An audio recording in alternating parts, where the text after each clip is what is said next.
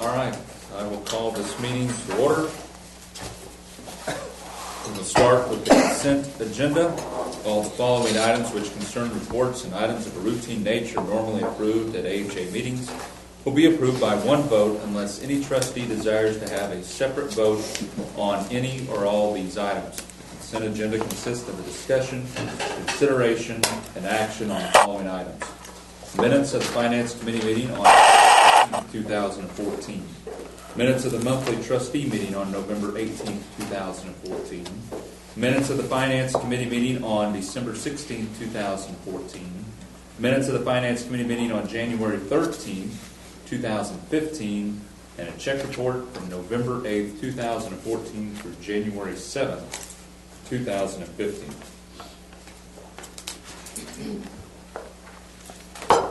Mr. Chairman, I move we approve the consent agenda as presented. A second.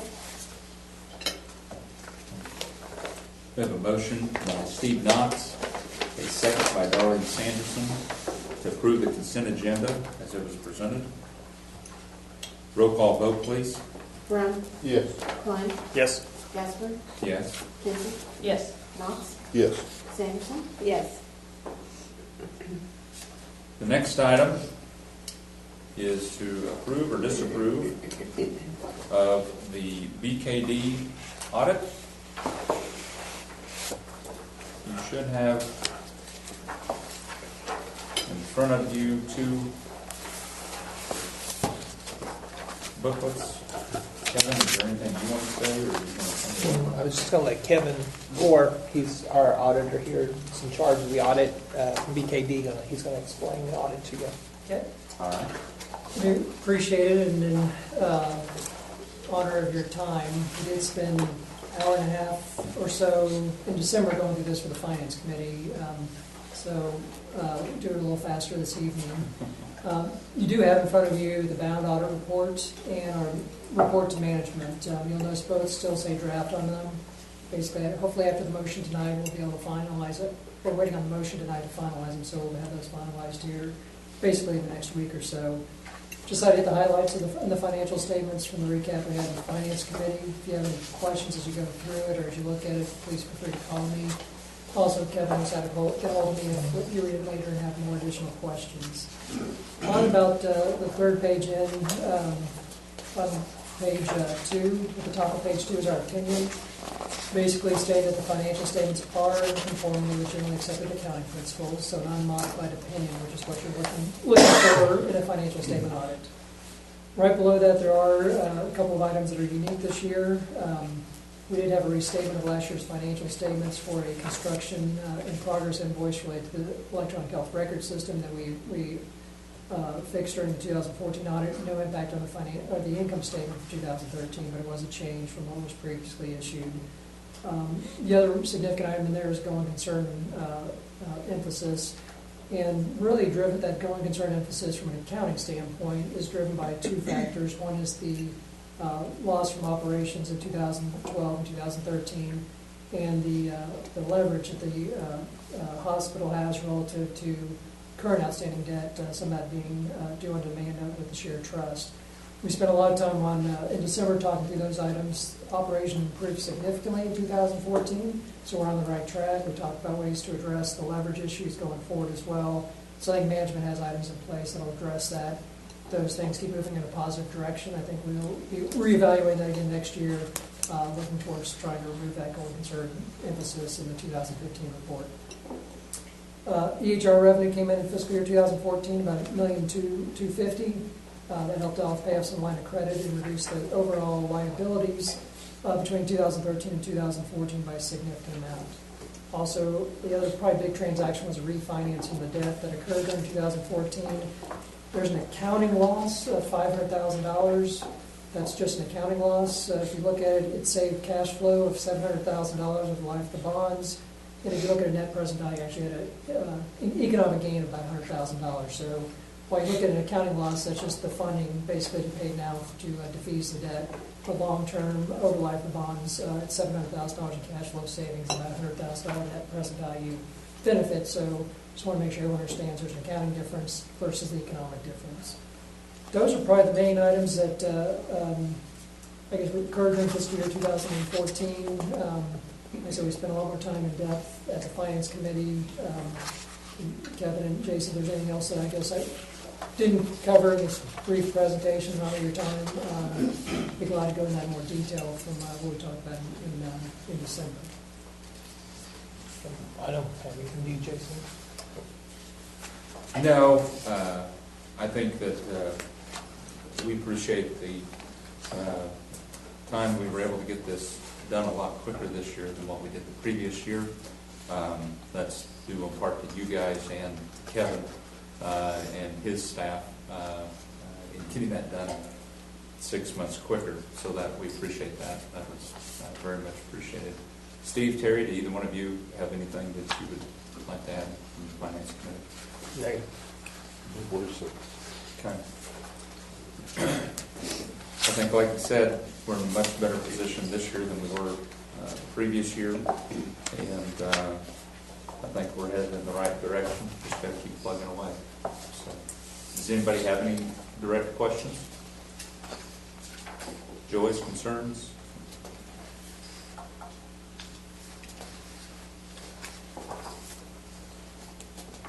Okay. If not, we need to have a motion to approve or disapprove of the BKD audit. I move that we approve the BKD audit for 2013-2014. Second. We have a motion by Dr. Kinsey, a second by Terry Klein, to approve the BKD audit for 2013 and 2014. Any other discussion? If not, roll call vote, please. Brown. Yes. Klein. Yes. Gaspard. Yes. Kinsey. Yes. Knox. Yes. Sanderson. Yes. Thank you very much. Thank you, guys. Thank you, Kevin. Yeah, thanks. And I know the city will prove it too, or be appreciative that they did it 6 months sooner. Thank you and have a safe trip back. To the city. Okay. Yeah. All right, next item is the CEO's report. Candace? All right. The second item on that, under volume enhancement, is therapy source for PT. That is a schedule and documentation system that we're going to be switching over to in that department. It will help maximize the efficiency and effectiveness of the outpatient therapy.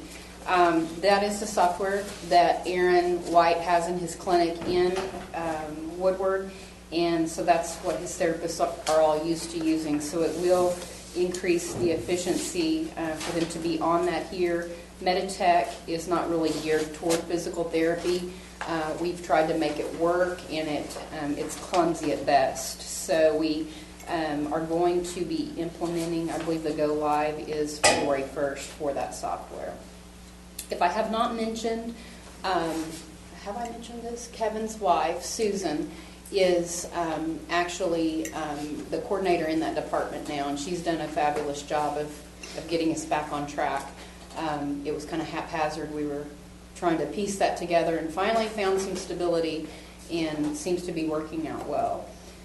Jordan Gaskell Ross, if I've not mentioned that before, she is serving as the primary therapist on site, and that is going well. I think if you take a look at that, it's right after my report in your binder. We are finally getting back to kind of where we came from when Amanda left. So we're pleased with that. In fact, I wouldn't be surprised if we don't have to add another therapist. Actually, that would be under Aaron, would be adding another therapist in the near future. So that's good. Business is picking up. Speaking of business picking up, urgent care has been very busy. We are on track for over 800 visits this month. I'm not going to lie, it's been a struggle at best.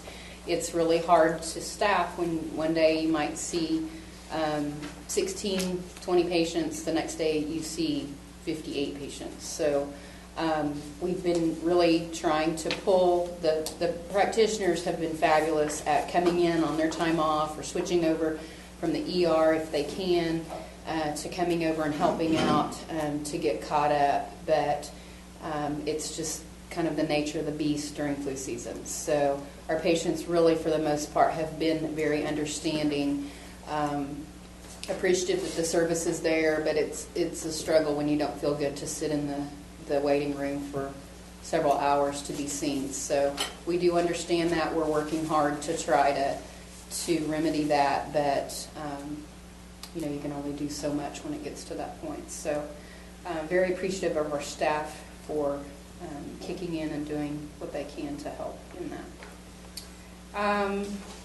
Upfront collections for December, that is going well. They had over $33,000 in upfront collections.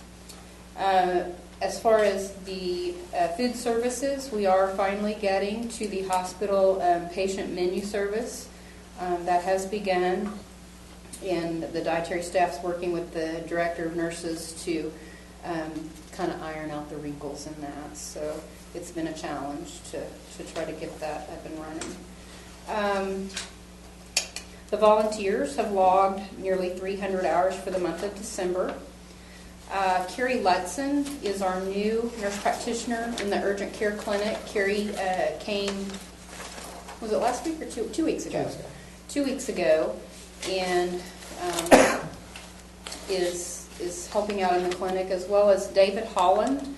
If I have not mentioned that before, he is a nurse practitioner in Enid currently, and he'll be joining us mid-March. Hopefully sooner, if we can get him sooner, but it looks like it's going to be mid-March with all the flu going on. We did meet attestation, $753,000 check received the day after Christmas for meeting stage 1, year 2. We are currently moving on to the next stage. It started October the 1st. And currently we're struggling with some thresholds. CPOE, medication reconciliation, patient portal access, electronic transfer of records. Those are all things that need attention, and the team is addressing that with staff to try to get those numbers up. I have met back in, goodness, how long ago was that? That was in December. Bridget was nice enough to host a meeting at SSM for myself and another CEO for recruiting purposes of a couple of their family practice residents. It went well, I felt like. We are planning to get those 2 residents to come up and take a look at our facility and see maybe if we can get one of them to share medical center. So that's something we're going to look forward to. We did have a phone interview with a couple of doctors, husband and wife couple. I don't think that it's looking very promising. I'm just going to be honest with you. So we'll talk about, I guess, that a little bit later on, but we're going to do something different on that. Dr. Rader was up in November or December. It's been a long time, my goodness. It seems like forever ago. But Dr. Rader did come up and speak to med staff. Must have been in December. Was it November? Okay. He did come up and visit with the med staff about the telehospitalist program and the possibilities through Mark 5 to be able to provide that for us. We are going to be a testing site for that program.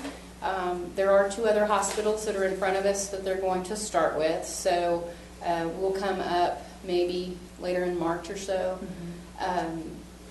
to try that out. But I feel like this is an important option for us to be able to tap if we need it. Dr. Kinsey and Dr. Self can only do so much, and they have really been tasked at this point. These 2 are taking call every other weekend.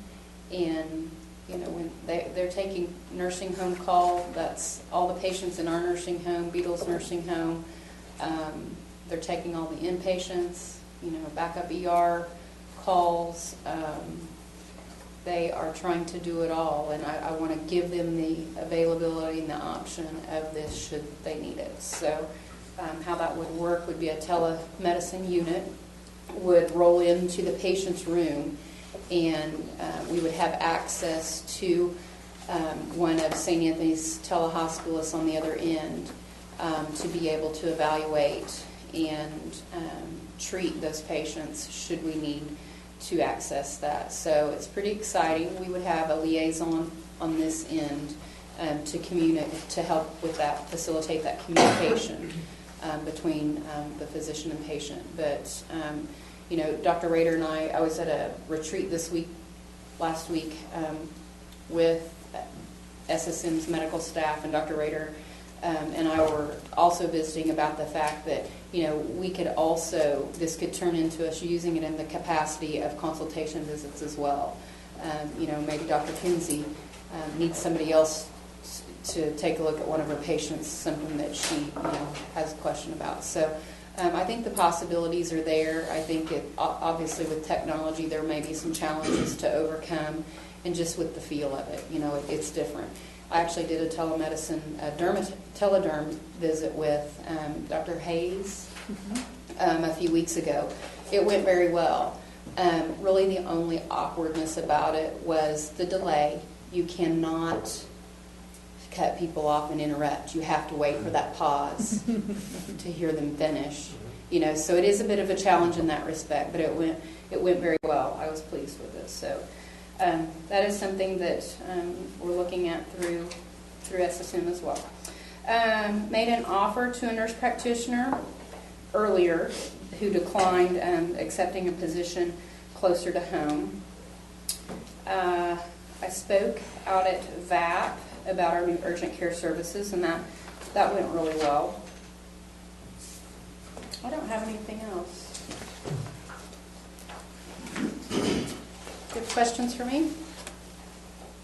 I do want to thank SSM for inviting me to the retreat. We were there for three full days, and it was very beneficial. Lots of information to take in. I did get some information that made me feel like we are moving in the right direction, that we're really doing some things that will help us down the road to be competitive and stable. So it's good information. I might just add, under that EHR, the money that we did receive, just to make sure everybody understands, while $753 is nice, that is less than what we were originally thinking. Correct. Due to Medicare reimbursements. Right. What they do is they take the cost report, the most recent filed cost report, which is a different year than the first EHR money came in. So they base it upon those discharges, and so that can fluctuate how much you get reimbursed. We had less Medicare discharges, so we got less money from this time. Plus, we knew it was going to be less to start with, but that's it. 2%. And then also, just so you guys know that the last year's money, we were overpaid by $204,000 that we will owe Medicare back.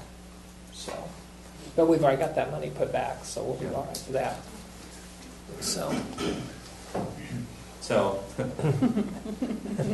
not that we weren't yeah. pleased to receive this money, that Right. is kind of got a little burn in your saddle for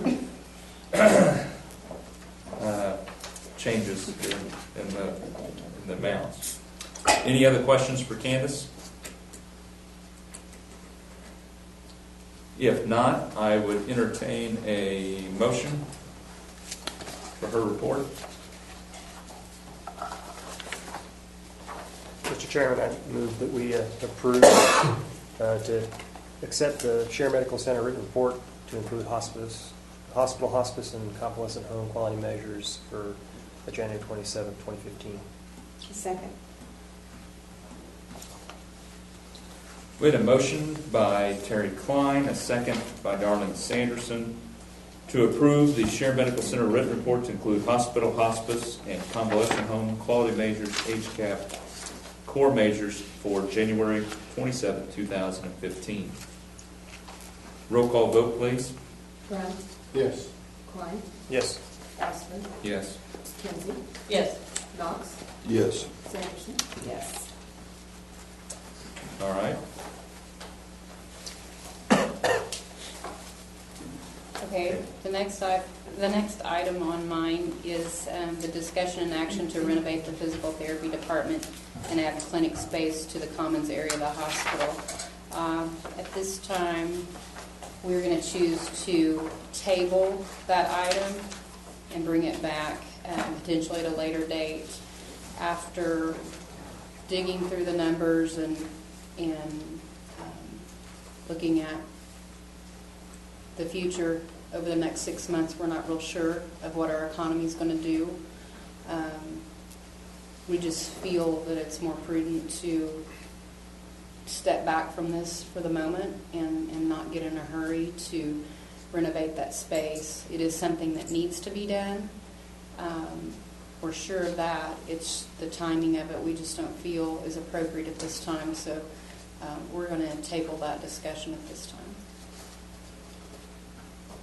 Everybody understand that? Do we need to make a motion to Yes, table? yes. I move that we table the discussion and action on the renovation of the physical therapy department. Second. We have a motion by Dr. Kinsey, a second by Terry Klein, to table the discussion and/or action to renovate the physical therapy department and add clinic space to the commons area of the hospital. In roll call vote, please. Brown, Yes. Klein, Yes. Osborne, Yes. Kinsey, Yes. Knox, Yes. Sanderson. Yes. All right, well, it just looked like a busy agenda. Faked you out.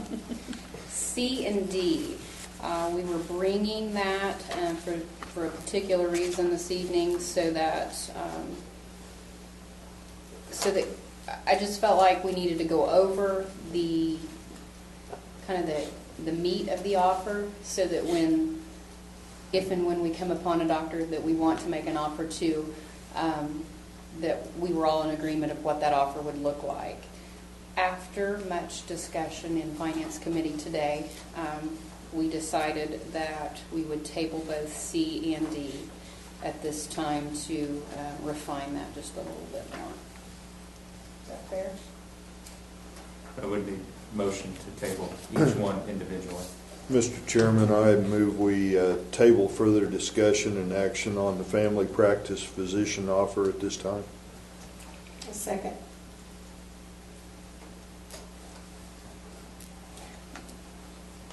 We did have the opportunity. We've been talking to a husband and wife couple. After discussing kind of how that's been going at this point, we just don't feel that that it would probably be a long relationship, that they would probably be here for a very short time to fulfill. It's a J-1 visa, so that it's a 3-year commitment to serve in a rural area. So although it may take a little bit longer, we just feel like our money would be better spent on a long-term, hopefully getting somebody that could stay long-term. The response hasn't been from this couple, hasn't been very prompt, so we just made the decision that if they're not committed to it, then we probably better move on. So we made that decision.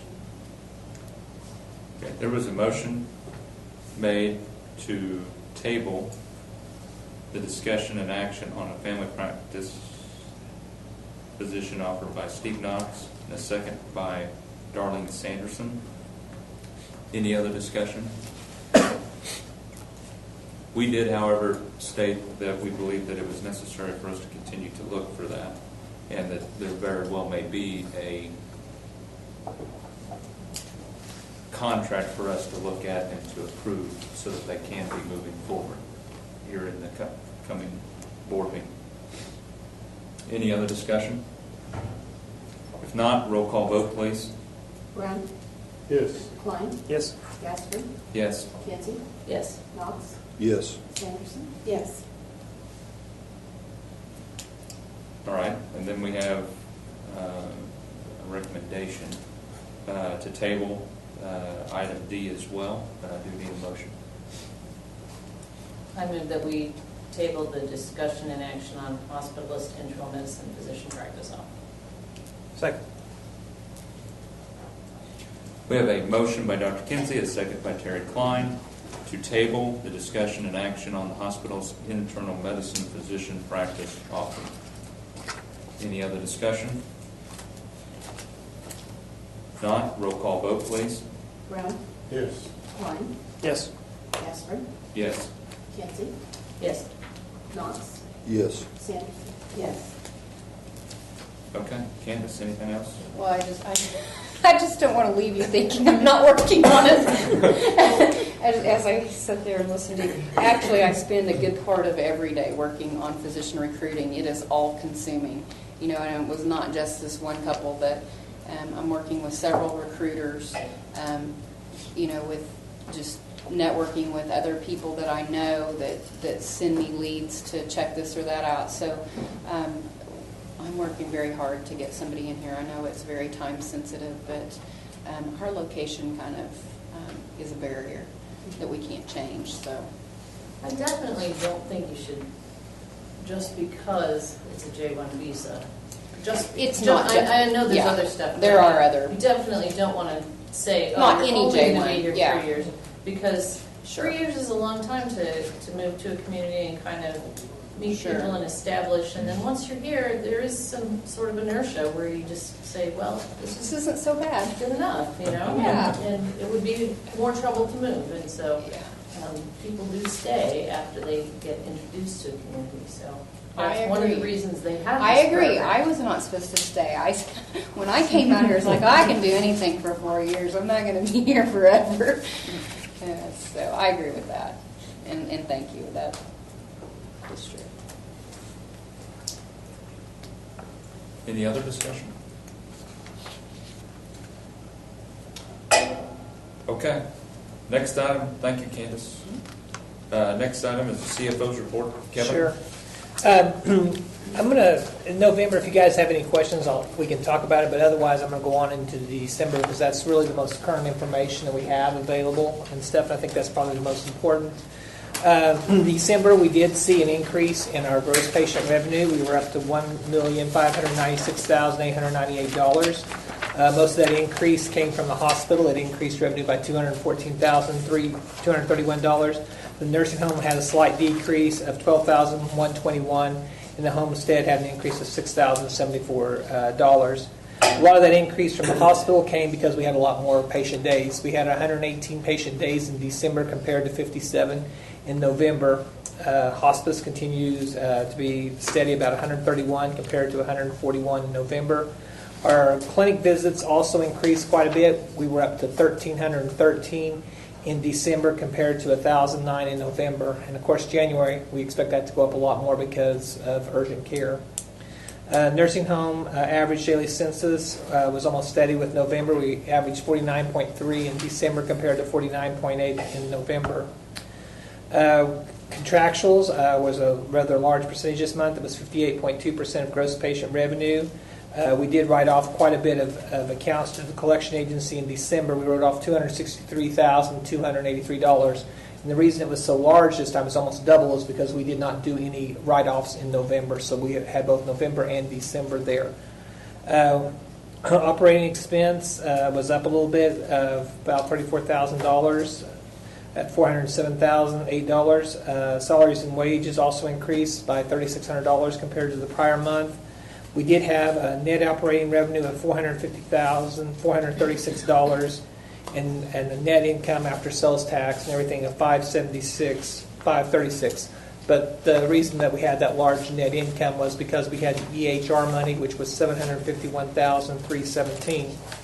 Also, something that was positive is cash. We continue to have cash on hand. We were up to $524,809, or 16 days cash on hand. And also our accounts receivable is going the other direction, which is also a positive. We're down to $2.9 million, which is 72.8 days gross or 61.5 days net. And the money that we did receive from EHR and stuff, we helped continue to make our payables better. We're down to 48.6 days or $678,881. So that's also a really positive thing that we're getting our payables down as well. So that's real positive.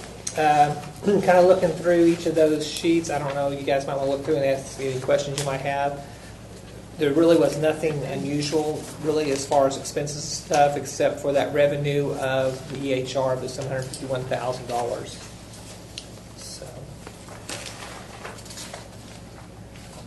and back, when you get back to the statistical sheet, of course, you can see where the clinic visits have really taken off with urgent care. And stuff there, so. And the 750 jumps in on the other operating revenue. Other operating revenue, and that's we have to book that. Oh, in December coming. Right. Yeah, we had 624 visits in December through urgent care, so that was up 250 visits from the month before, and then we should be over 800 this month, so continues to grow, which is good.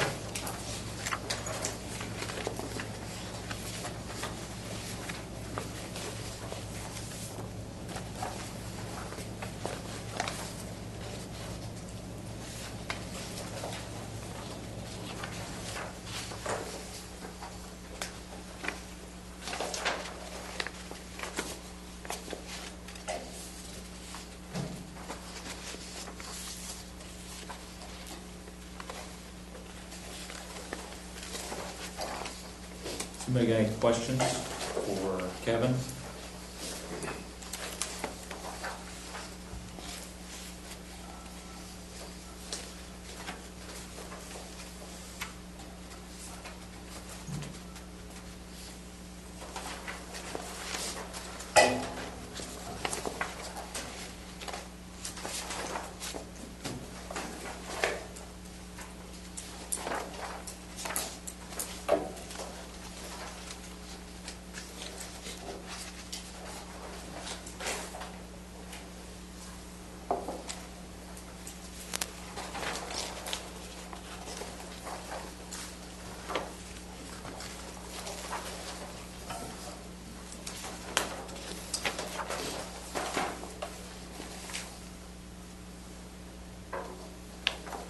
If not, Kevin, thank you for your report. The next item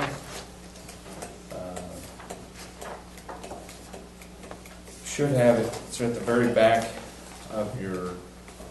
Should be in my behind my finance committee minutes and stuff. It's a resolution.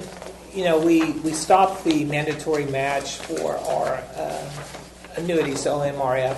The problem is our employees cannot roll their money out of that to the new annuity, so we need to have this resolution that's back there is actually to terminate the defined contribution plan so the employees can roll their money out.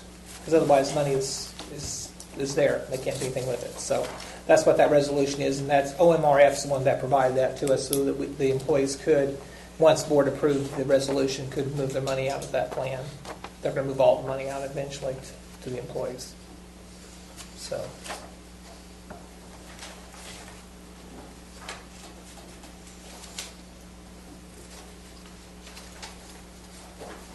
Any questions in regards to that? I move that we approve resolution number 2015-001 to terminate the defined contribution retirement system of the Alva Hospital Authority doing business as Share Medical Center. Second.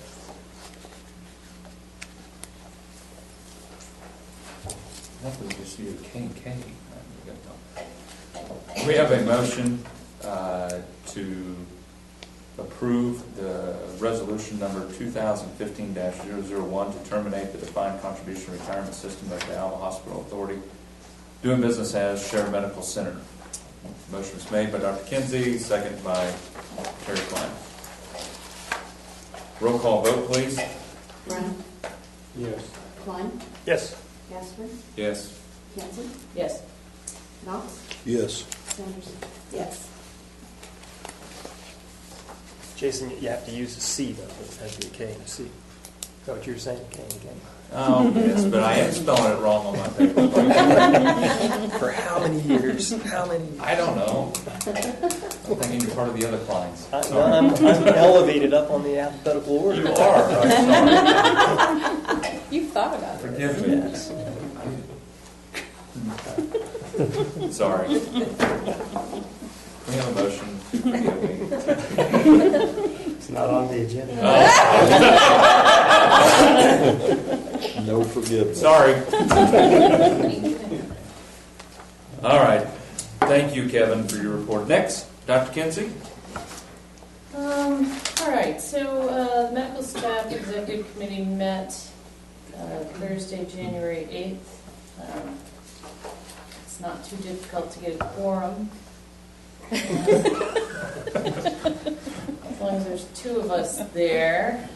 But we did manage to have all three of us there for the meeting. We did table the approval, disapproval of the urgent care policies and procedures. We'll go back to you on that. But we did approve the physicians clinic policies and procedures. I'm going to run through the changes that were made to those policies and procedures. The manual was actually approved 2 years ago. We updated it last year and then we're updating it again. So to comply with federal, state, and local laws, we updated the patient bill of rights and also added a patient bill of rights in Spanish. We updated the patient advocacy grievance procedures that matches our official hospital procedure on file, and we updated the HIPAA to match the current HIPAA rules. For organizational structure, we updated the SMC organizational chart, and changed the phone number in the urgent care clinic to list the provider schedule. In the medical staff bylaws, we replaced the version that was in there with a corrected and updated version, and we added the updated human resources policies and procedure handbook.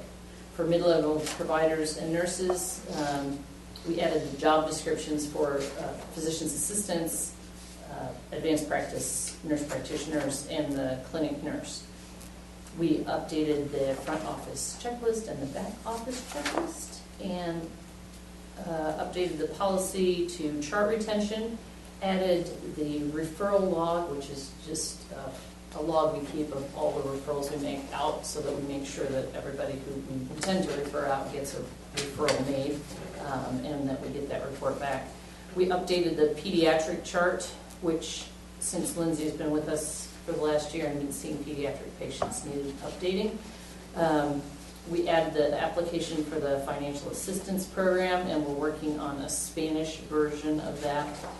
But right now we just have the English version. For quality assurance, we replaced the old QA policy with the new QA policy. And we added new people to the vaccine management plan. That needs to be a by name list. For infection control, we replaced the old exposure control plan with the current infection control plan. And then added a exposure control plan, which is a separate item now. For communicable diseases, we updated the forms. For lab procedures, we added a lab log form, which is a requirement for CMS. For billing and equipment, we added a new employee orientation form, and for incident reporting, we updated the patient safety plan and the employee on-the-job injury reporting and treatment procedures. And we replaced the disaster management plan with the new emergency operations plan. And that plan was approved in medical staff executive committee.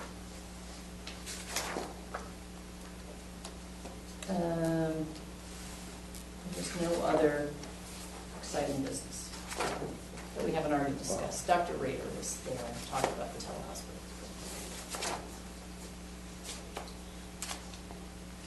And I recommend that we approve the physician's clinic policy and procedures as modified. Second. Let's see. I That believe wasn't we a had a motion. recommendation, but not a motion. Oh, did I not move You it? recommended. I move that we approve the physician's clinic policies and procedures. Okay, I will then. All right, second. We do that just to check and see if he's listening. Yeah. He gets paid a lot for this. He does. He minds too. I have a motion by Dr. Kinsey, a second by Terry Klein with the C, to approve the physicians clinic policies and procedures. Roll call vote, please. Rudd. Yes. Klein. Yes. Gasper. Yes. Kinsey. Yes. Ross. Yes. Sanders. Yes. All right. Dr. Kinsey, thank you, and thank you for all you're doing. We know you guys are overworked at the moment. We'll work on that to help get you some more help. Thank you for what you do. Very exciting.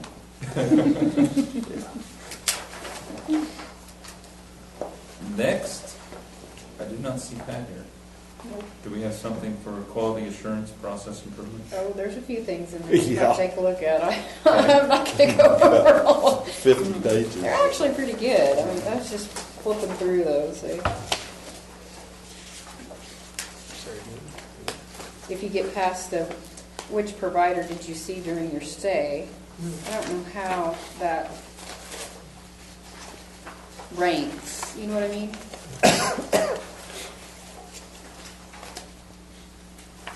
But the rest of them after that are typically 4s and 5s. Candace, there's a guide to use here as far as percent ranges and performance. Yes. Obviously, there's some really low percentages, but I'm guessing that's because of a lack of reporting. Well, remember this, what Steve's looking at is the SQSS table, and it's been a challenge for all of us to pick this up and learn it and do it enough to become competent. Some of us are better at it than others. Some of us have really good people to remind us to get in there and do it, and obviously some people don't. So it's a work in progress. It takes time, and Darlene is the developer is coming back out again to help us maybe take another step towards compliance. So it's a work in progress. I know it doesn't look very good right now, but we'll get there. It's just trying to get people to pick something. You know, some people have a lot of things that they know they can work on. Some people don't have a clue what, I don't know what you want me to put in there. So we're working with them to try to get there. But all in all, what this should help us with is an overall quality plan, process improvement plan, so that when we do have state survey, it's very easy for us to pull the things that we're supposed to be compliant with and show them, not only where we are today, but where we've been at month to month in comparison.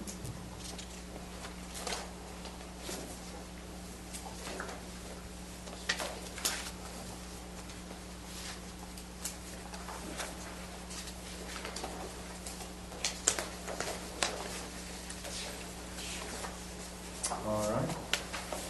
Any other questions?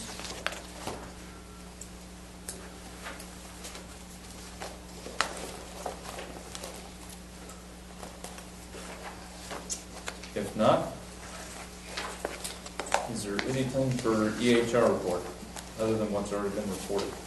I will say that we did, Alan did get a new person hired to help them. His name is Drew Birchfield, and he joined us last week, and we're very excited to have him help us move this forward.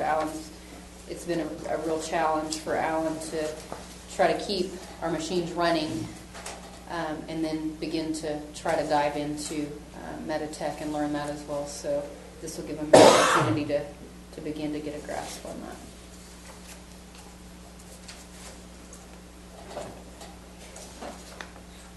All right. Next is the Share Convalescent Home report. Rita? So y'all were doing all that business. In December, the residents at the nursing home were celebrating the holidays with their families. We had lots of families. We had lots of families that came to our Christmas party, which I think was packed in the dining room. We delivered, for the first time this year, we delivered some small gifts to Beagles Nursing Home, the senior citizens, and the homestead. We also delivered to the doctors and to Candace. Thank you. And the fire department and the police department, they come out occasionally and help us work on our fire alarms or other things, and the ambulance. So we'd like to try to give them things to tell them that we appreciate that. We had a lot of little dancers that came and did their Christmas dances. We did work, but we celebrated a lot. You'll see in January, the other thing we did, at the 1st of January, we implemented weekly nursing meetings to maybe increase some communication and to get feedback from our nurses. That would be the CNAs and the licensed nurses, the people that are out actually having to, try to meet our resident needs. We need quite a few day shift CNAs, and we need some licensed nurses, and we're talking, we did hire a part-time licensed nurse that I believe will help. I think that's it. January will be busy.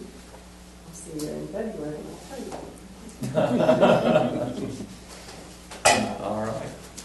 Any questions for Rita? If not, thank you.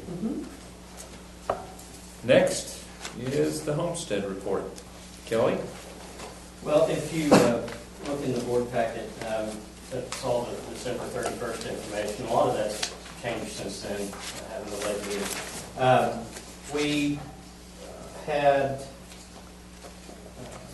an average paid residents of 40.8, which is a slight decrease. We did, though, in December have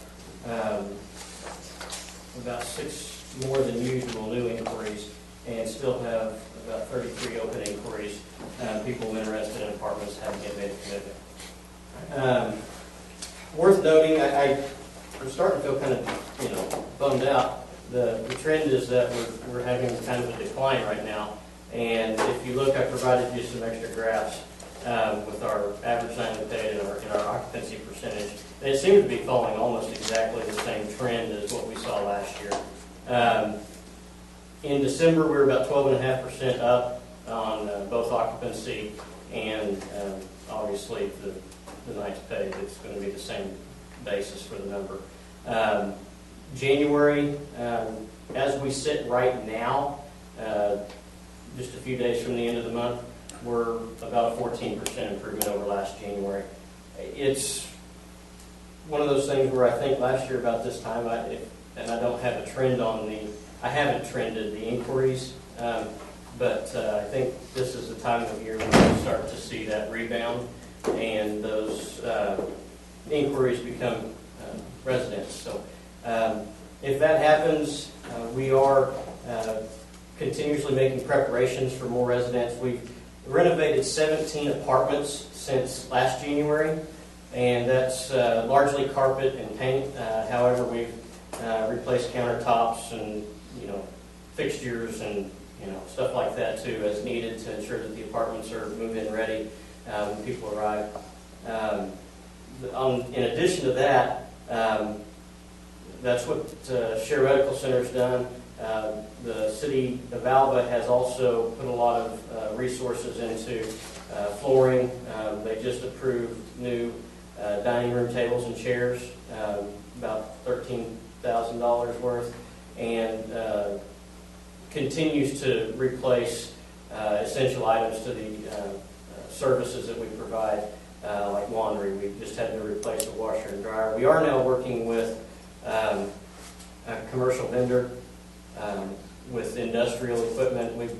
I guess for years, they've operated with residential equipment out there, and I didn't write it down to bring with me. It may be in the report somewhere. But, you know, imagine how much laundry you're doing on residential equipment if you've got 40 people living there and 5 washers and dryers. It's very hard on that equipment, and we hope that by having the heavier duty equipment, we'll be able to lengthen the lifespan of that. And it's also quite a burden on the staff. If you think about how much laundry that is in a day, you knock one washer and dryer out of the equation because it's broken down, that's adding, you know, at least another hour or 2 or 3 in some cases, depending on what's going on that day. So this will help out a lot. Like Rita said, with the nursing home, we partied a lot in December. Had Electric Gold's tour of homes out there with us. We had another second consecutive year of a really good turnout for our Christmas open house. Lots of singers, entertainers, little bitty dancers, and stuff like that going on. We've had some problems with, I guess, retention in employees. And we, though today, I'm happy. We'll see how they all work out, but we did hire 4 people today. So ready to get them out there and start working. Our kitchen staff has been hit hard with both illness and departures. And the meal tonight was, you know, there's 2.5 people working there, have been for the last, you know, week and a half. So they've been burning both ends, and I'm glad they're hanging in there.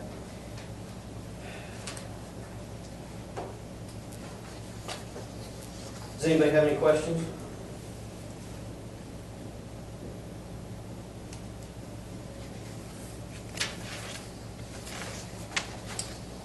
If not, Kelly, thank you for that report. And next, your SMC Foundation report. Foundation met in January, earlier this month, and we I guess a sum total between requests that came in December and that were pending for approval in January.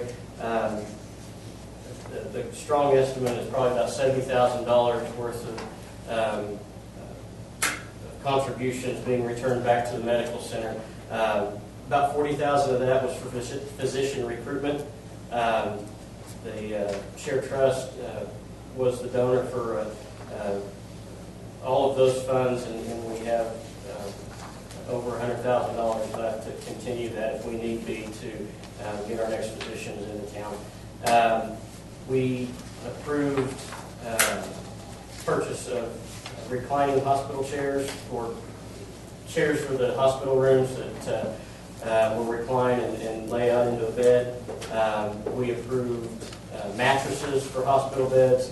I don't want to sound like the foundation is taking preference over the other entities. The donors that have come out have had these specific, what can I do? Here are some things that we need. Okay, I want to do X, Y, and Z. And it's really, you know, made a tremendous impact over the last few months. Through the end of November, which is what I reported to the board in January, our year-to-date donations were $28,502. That increased, you know, it didn't double in December, but it almost, you know, doubled with contributions we received in December.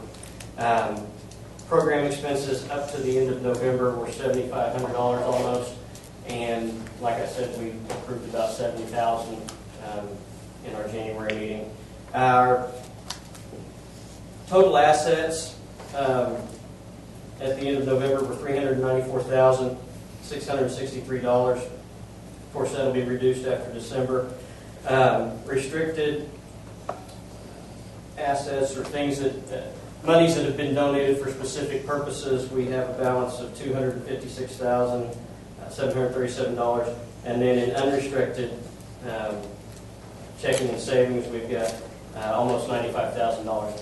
Another thing that the board has been working on, and I've mentioned it briefly, but we have issued a request for proposals from several investment firms to try and determine a company that we can move forward with that will help our money work for us and ensure a constant stream of revenue for our foundation with a principal investment. We received three proposals, and the executive committee for the foundation board will meet next week actually to finalize what follow-up questions we have off of those proposals, and then proceed with making a decision on which firm we're going to choose. Don't think we're going to have a bad choice. We've got three good options on the table, and it'll be a matter of picking which one we think will suit our current and future needs the best. Once we have that established, we are preparing materials to go out and initiate our Heritage Society campaigns. Heritage Society would be one of those where we are seeking the estate-type gifts that families and individuals may have that we can add to this investment process with an ultimate goal of generating hopefully about $1 million a year of interest income for the foundation to turn back around and use for medical center projects and activities. Lofty goal. We will, though, be excited to start chasing that dream.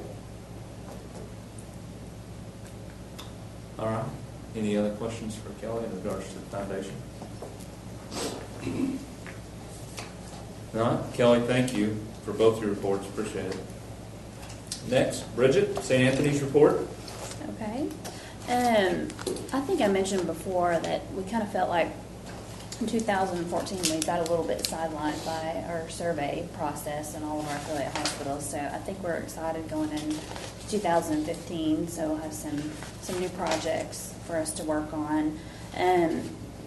One of the things that we're kind of preparing for at St. Anthony is with the ACA with the cuts that are going to happen with that program. So just, for an example, for our hospital, just Medicare alone cuts are going to be $3 million for us.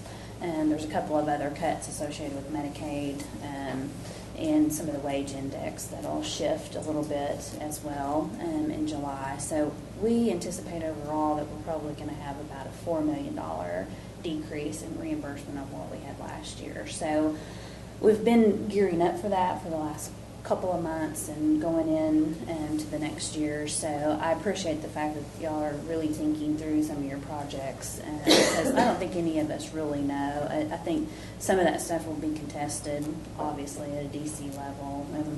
But, if they continue on with what's planned out there, that's the impact that's going to happen in our organization, which is about 50% of, dollar for dollar what we got this year. So that's quite an impact even for our institution to shift to. So we will be thinking through all of our decisions this year as well when it comes to capital and whatnot. So, but with that said, that's the depressing part of it. That's healthcare. But we do have some exciting things on the horizon. Obviously our goal is to be sure that we're responsive to the affiliate network. We are very busy right now. At any given time, we have about 18 patients that are waiting in the emergency room for a bed. So we've been very cognizant of the fact that we have to do some things to be sure that we can still service our affiliate hospitals. So I think we've worked through some of those issues, but if you start experiencing some things, certainly let us know. But we've got some areas that we've kind of been reworking. With the state's approval, of course, is what kind of slowed some of that down to try to shift some of our observation patients to a common area so that we open up some beds. We have some hard discharges. Sometimes it's really hard for people to go home or there's no placement for them. So we've got 17 beds that we're trying to restructure so that we can kind of shift those patients over into a different area as well. So we certainly have done a lot of visiting about how we can make sure that we do service our Saints First affiliates. So with the flu hitting, I don't think anybody really anticipated that this year with our health plexes opening. So it's been interesting to try to shift people in and out through the hospital to make sure. So there has been a few times that we've had to go on divert, but we're still taking chest pain, strokes, and STEMIs. And they'll tell you that right up front. So if you run into that, and if there's any issues, certainly let us know, because we're certainly day by day trying to work through those issues. Candace mentioned the telehospitalist program. That was a lot of the hospitals, the smaller hospitals, had reached out to us, and so many of the physicians are still covering their clinic, the emergency room, the floor. And that's obviously when you're trying to recruit physicians, that's difficult in today's time with the consumer expectations from a clinic setting. So we felt like we could try to put this program together, and it serves different needs for Alva than it serves for Fairview or Cordell. And so we're excited to pilot that, and we are going to kick it off in the 1st of March, and then we will start with Cordell, then we'll go to Fairview, and then we'll bring Alva up. We want to try to work some of the kinks out with our hospitals that we do have that electronic medical record reach into, and work those processes out so that by the time we get here, hopefully we have most of the kinks worked out of the program. As she shared, Dr. Rader and I, we hope that that is a very successful program, and then that we can start building on top of that so that we do have those opportunities that if, Alva doesn't want the full hospitalist program, if they just want a piece of it, if they want the ability to tap into the specialist so that you might have the opportunity to keep your patients at home instead of transferring. So we feel like there's layers that go on top of that. I think our main challenge is going to be from an IT standpoint. I think everybody understands that in a role. We've come a long ways over the last several years, but we still have a ways to go. So we're hoping that that's a fluid process, that we don't have lots of technical difficulties with, just the connection itself. So, like I said, we'll work in some of the smaller hospitals that have a much lower census and try to work through a lot of those opportunities before we work on this area as well. So, in the residence program, we're really hoping to develop that relationship, and there's at least, a few of the residents are going to have interest in the rural market, and we certainly identified the fact that some of them are going outside of the affiliate network and taking positions in other hospitals. And so my personal goal is to be sure that we strengthen that relationship, because we know that not every community will fit to every resident, but we want to be sure that they get exposed to our entire affiliate network and that they feel like those are good choices for them. They would be able to stay in our network. They have those relationships that they've already developed. It's a win-win for both sides of it. And we shouldn't, if they decide to go to a community, we hope it's because they love it. It's not because they missed out on an opportunity in our affiliate network. So we're excited about building that this year. So we'll have our planning session at our next affiliate meeting. So I'm interested to see what their ideas are for 2015, and so we'll just keep layering on those, and certainly if there's concerns from a board level that you think we need to be working on, let me know, and we'll get that into our plan. So what type of time frame, Bridget, I'm not going to hold you to it, but you said start with Cordell, then Fairview, then here. Is that, you think you're here by July? You think you're here by 2017, 2020? What are we thinking? We hope within 30 days. However, the caveat would be is that if we start out at Cordell in that first week and we encounter a lot of problems, then we would back it up a little bit, because we certainly don't want to take it to another hospital if we have issues. So if everything goes fluidly, I see us taking one hospital 1 week, another hospital the next week, and then bringing the other one on. That's what I'd like to do. So maybe a month from now?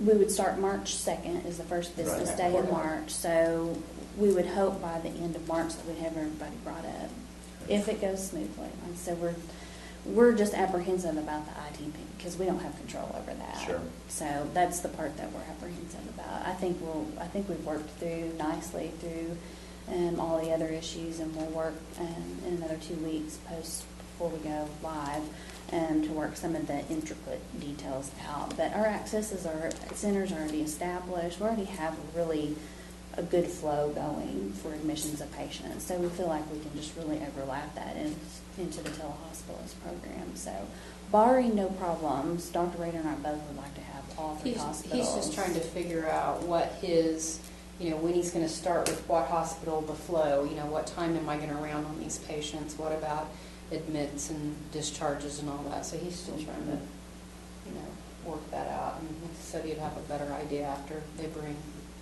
the first couple up. That's what we're thinking. We can work through the flow at Cordell, being a much smaller, and hopefully we'll have some admissions. I mean, they could potentially go that first week and not have any admissions. I mean, that could happen too. So you don't know what's in front of you kind of on that project, but we could certainly do some mock scenarios, and if we needed to, if that Maybe happened. that'll start this week. Do what? Maybe that'll start this week. I wish we could. I wish we could. We've got a few more. We were really pushing because Cordell needed it quickly, and their circumstances changed so that we could kind of push that out a little bit, because we want to be sure that at least we have the processes and all of that kind of fine-tuned, that we're comfortable with that. Then we can start working through, how we mechanically make all of that happen from one hospital They're to actually the going next to have to learn hospital to the Meditech. next hospital. We're going to have to train them, on our system, so it's going to be a challenge. It's going to be interesting from the hospitalist standpoint, but Dr. Rader and Dr. Blair are the ones that are going to pilot it, and they're very efficient in what they do. So they'll certainly be able to work through any and all kinks that we have. So it's going to be exciting. How's the St. Anthony's relationship, or St. Mary's relationship coming? It's progressing. We actually, February 3rd, we go out and roll out our CIO program to them. At the same time, we'll be rolling out the Access Center. We had to put that on hold a little bit in January. Everybody was kind of all over the place schedule-wise. So February 3rd, we'll be rolling out the Access Center. So we're working on lots of different projects with them. They have some gaps in nephrology and I thought they were happy.